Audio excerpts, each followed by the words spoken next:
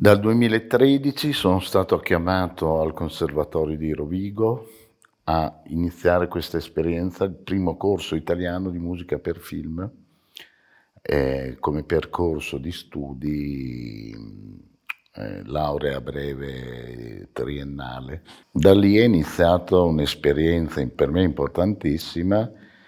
Oggi il Dipartimento credo che sia il più importante dipartimento italiano di musica per il cinema, vengono studenti da tutta Italia e per cui a un certo punto ho deciso che dovevo stare qui. Dovevo stare qui, ma non proprio qui, nel senso che cercavo un posto a metà tra Bologna e Rovigo. Il mio studio è a 50 minuti da qui a Bologna, la mia scuola è a 12 minuti da qui e per cui il Po era il luogo ideale per questo mio vivere fra Emilia Romagna e Veneto.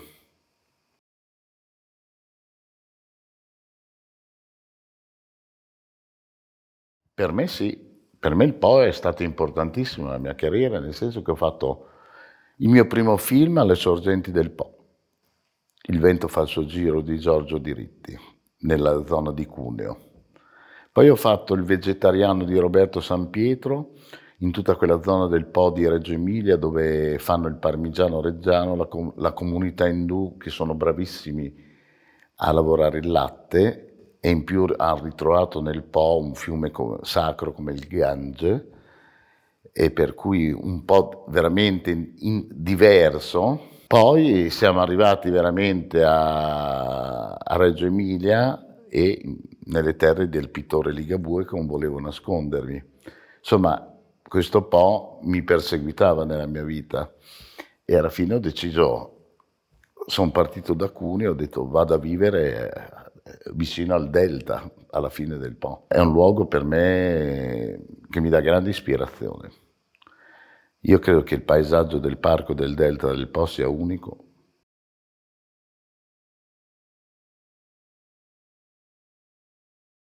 Secondo me nel cinema di Mazzacurati ha dato il meglio di sé, anche se ultimamente ho visto questo film Delta con Borghi sui pescatori qui del Delta, dove i paesaggi erano rappresentati molto bene. Credo che sia un paesaggio dal punto di vista visivo e sonoro molto importante, molto unico.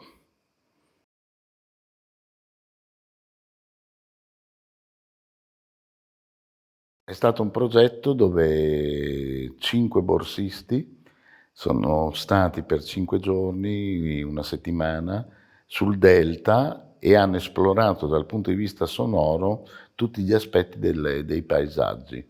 Tutti gli aspetti intendo dire anche i fondali del Po, microfonati con dei microfoni subacquei, le idrovore, siamo stati dentro un'idrovora, il mercato del pesce di Chioggia, i macchinari della lavorazione delle coste, quindi un misto fra natura incontaminata e anche il rumore urbano, il rumore della presenza dell'uomo. In più anche il bosco della Mesola, insomma, abbiamo cercato di dare una mappatura di tutti i possibili suoni e rumori unici del luogo. Secondo me è stata un'esperienza bellissima perché questo ragionare sul luogo, sul suono del luogo, ha dato vita poi anche al corso di sound design all'interno del conservatorio, e che è uno dei rami che stiamo sviluppando tutt'oggi e credo che nei prossimi anni avrà un grande successo fra i giovani, perché il sound design nel cinema, il suono del cinema è uno degli aspetti più creativi e importanti fra le nuove professioni che si stanno sviluppando.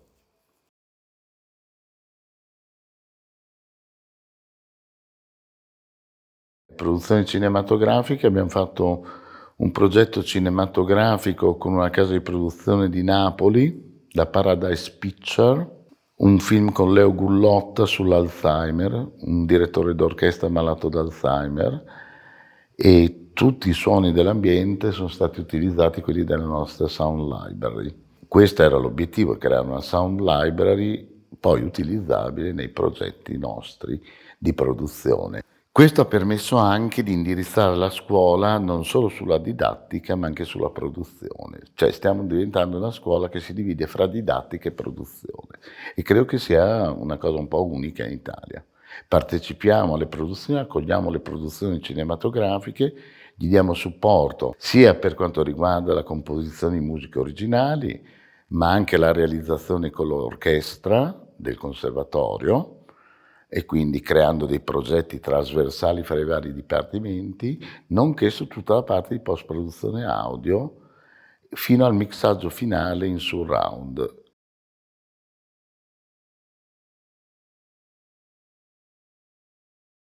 Io credo che il territorio abbia bisogno di farsi vedere, partecipare a produzioni cinematografiche altrove, in questo caso della Campania, ma anche abbiamo fatto dei film in Finlandia, grazie ai miei contatti con le case di produzione in Finlandia.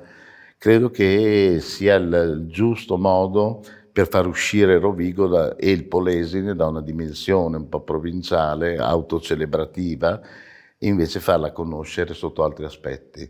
Mi piace molto quest'idea di portare Rovigo al di fuori e questo è ripagato dal fatto che abbiamo studenti, infatti, che arrivano da tutta Italia, da Roma soprattutto, che mi fa molto specie, la città del cinema, manda i suoi studenti a studiare a Rovigo.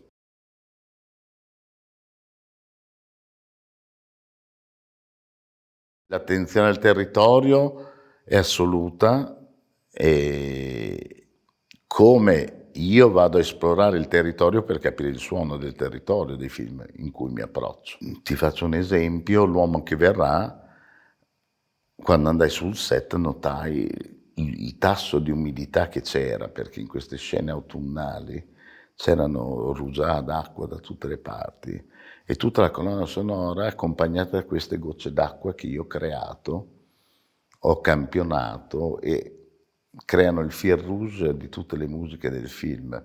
Per cui io ho anch'io una grande attenzione, il territorio ci racconta molto e se arrivo a fare il progetto Delta Sound anni dopo è proprio spinto da questo tipo di... Credo che raccontare il Polesine con il suono meriti e dia un patrimonio sonoro unico.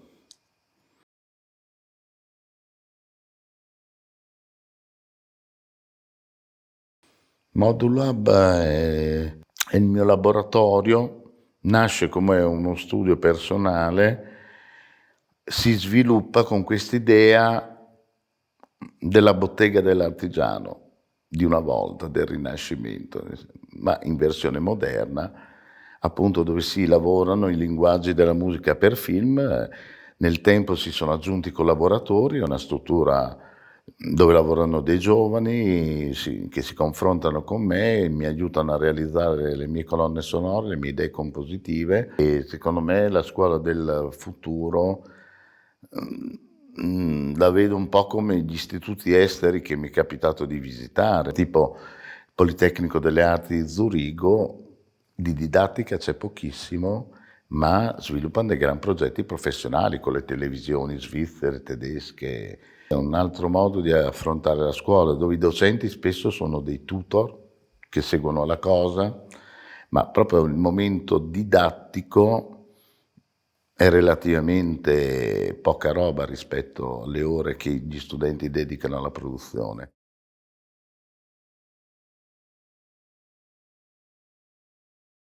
Noi come piccola realtà cerchiamo di lavorare in questa direzione, cercando di capire anche quali sono le realtà del Polesine.